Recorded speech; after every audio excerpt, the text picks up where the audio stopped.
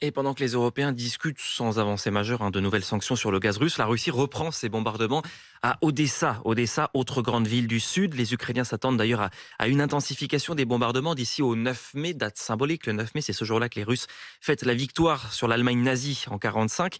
Et sur le terrain, eh bien, les secours tentent de faire face, comme dans les hôpitaux de Kramatorsk, première grande ville ukrainienne face au front où se trouvent les envoyés spéciaux de RMC Benoît Ballet et Hugo Dorsemen. Tamara soulève la couverture au motif fleuri qui la recouvre et dévoile un épais pansement bleu de plus de 20 cm de long. Il y a une semaine, elle a été touchée par un éclat d'obus devant sa maison. Voilà, regardez ça, mon épaule. Mon fils est encore là-bas chez nous. Je suis inquiète pour lui. Tamara habite Liman, un village sur la ligne de front. Elle a été soignée par Andrei, un jeune infirmier de 24 ans. Oui, elle va s'en sortir. Si ce n'est pas nous, qui va aider ces gens? C'est notre devoir. Si on ne le fait pas, la plupart vont mourir.